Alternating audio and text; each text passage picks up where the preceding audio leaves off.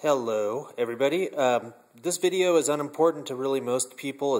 What we're going to do here is just a quick demonstration, really mostly for curators, preparators, docents who might be, dealing with this work in a museum, gallery, white cube environment, or for somebody who maybe owns a copy of this artwork. Then you should know how to turn it on and turn it off. So that's really mostly just kind of practical information for people that have to operate the piece. As you can see, it consists of 6 mobile phones. These are IDEN handsets, basically in the United States. These are the sort of walkie-talkie phones. These all happen to be Boost mobile handsets. These all happen to be also a little bit finicky in terms of their operation. So how to turn this project on is where we're going to start. A couple notes about it first. This is the version of the Transborder Immigrant Tool project that has the long poetry cycle. So it's a cycle that runs 36 minutes of poetry that was written by Amy Sarah Carroll and read by many different people in many different languages. And the way that it works, the way we were able to get that much poetry on these really kind of limited handsets with very little memory, is that the poems are distributed across the phones, and to play in a cycle, to play in a particular sequence that repeats, the phones have to be aware of what time it is. Now, this is a really old mobile phone platform, not a very high quality platform in the big picture of things, and so they don't even have an internal clock, and that's can be a problem if you're trying to start this project up in an area that doesn't have an IDEN-based mobile phone system, therefore some towers sitting off in the distance that these phones can listen for and determine what time it is, then the project's not going to work. So there is, even though the phones don't require service for this project to work, they do require having a SIM card in them, and they do require being able to get the time from a nearby cell phone tower. So when the IDEN system, which some say is slated to be taken offline, eventually completely replaced by CDMA and GSM, if that ever happens with IDEN, then guess what?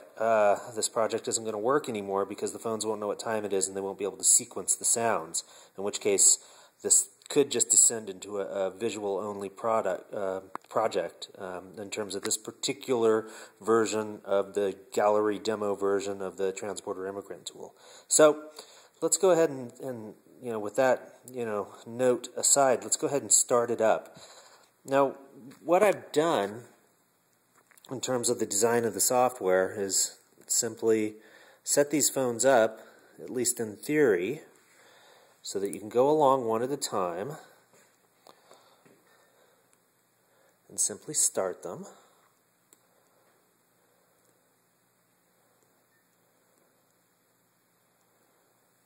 Alright, so now they're all starting up.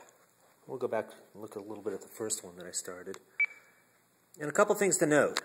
This one actually says TB demo starting, and that's what you want to see. The Transborder demo should be starting up. This one says, please wait, connecting. That's fine. It's looking for a cellular signal. All right, that's, not a big deal. Usually you can just hit the red start button once and it'll jump right around that. And go to TB demo starting. See, this one's trying to connect, so I'll go ahead and hit the red button. So it seems like for these particular phones, it's number 5 and number 1 that are exhibiting that behavior right now. Now, as it starts up, as this thing gets up and running, one of the things there are a whole bunch of settings internally on the phones, and I have them all set up. And in general, you just don't want to mess with these. Really, the project is set up so that in theory, you should just be able to turn them on. That's it. Have them plugged into the wall initially for the typical gallery kind of installation environment, because the screens are on all the time, so they tend to run out of juice fairly quickly. So you do want to have them constantly plugged in. But upon doing that, you should just be able to start it up and have them go. Now, among the settings in there that are important is that for Java applications under, we can just see the screen on this one went dark, and this one went dark. sometimes it's a good idea when you're just starting the project up to go ahead and wait a little bit, tend to it, use one of the up or down buttons just to wake the screen up or keep the screen awake while the Transborder Immigrant software is starting. See, this phone has it has started, so there's our simulated compass display. This one's starting up. Okay, so pretty much that's all there is to starting the system. To shut the system down, you can just as easily use the red button to shut it down at the end of the evening. Everything should work, following that methodology. Now, there are a few little gotchas, a few little things that can go wrong in the context of running this project. So we'll explore what some of those are. But first, I'm going to wait a minute, and we're going to see where they're all running now. That's great. We're going to see where it enters the poetry cycle. Based on the current time of day, one of these, or the current time within the hour, one of these phones should start playing some audio fairly soon. So we're going to pause for a minute. No, I'll just wait for that to happen. Again, this is just sort of for preparators to watch once. There's some of the imagery that we cycle through in addition to the compass interface. So you can see some images of the area where people are dying along the U.S.-Mexico border, in addition to the compass interface from the Transborder Immigrant Tool, which is intended to help them survive that experience.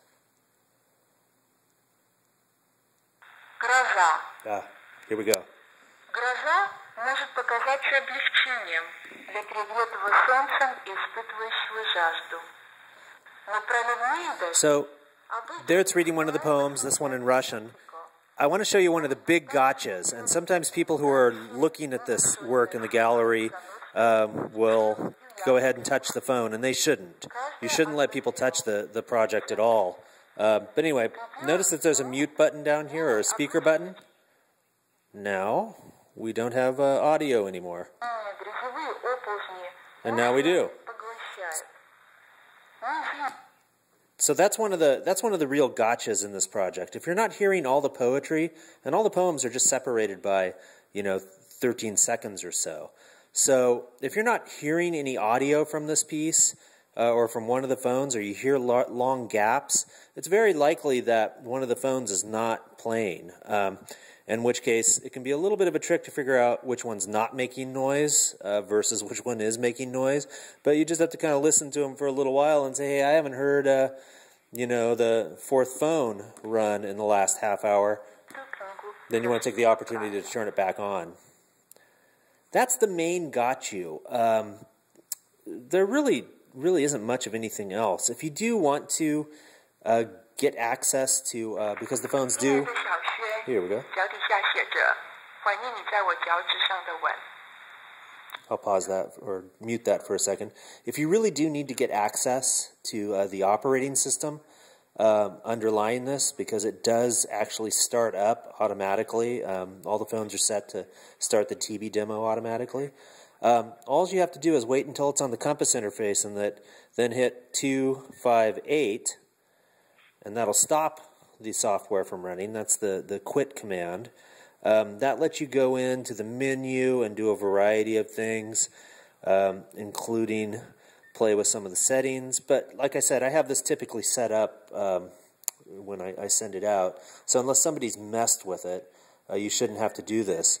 But just to go through the important settings, the volume settings, just set everything up to 7. The ones that are really only important are, actually the one is Java speaker. It's a Java application, so this controls the volume of the Java speaker. You want it nice and loud. The other things that are kind of important in here, under personalize, you should never have to mess with this. But under personalize, you have the power up feature, and you can select an app to start, and you just want to have that set to the TB demo. Nothing exciting about that. That's just where we actually set up the auto power up. All right. And you can see it passed from this phone to this phone, reading that poem, all synchronized in time. Let's see, anything else important in here? The volume, the personalization, yeah, really kind of important is if anybody messes with this that you want to change back is under display info, you have the backlight settings. And under the backlight setting, I always set the normal backlight setting to 90 seconds so it stays on as long as possible when you're starting the project up.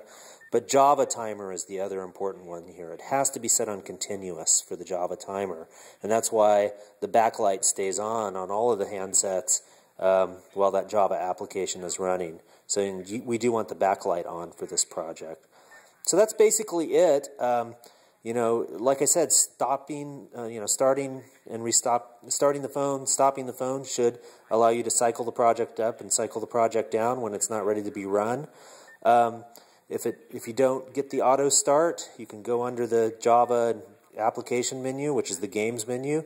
There's an icon for it. You can just start it up, and that'll start the TB demo, and it should just join right in the cycle with the rest of them. There are volume settings on the left-hand side of the phone.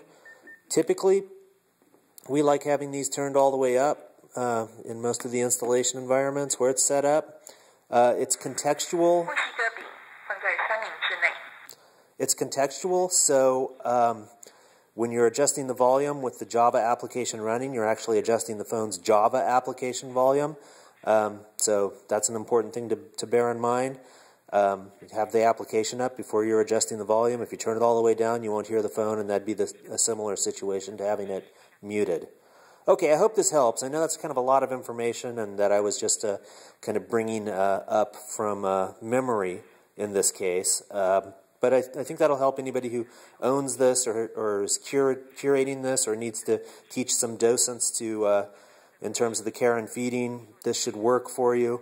Once it's started, by the way, successfully, we've found that it can run for days and days and days. I haven't actually done a maximum test on it, but once it's running, it seems pretty stable. Okay, thanks everybody, and thanks to everybody who's supported this project over the years as well.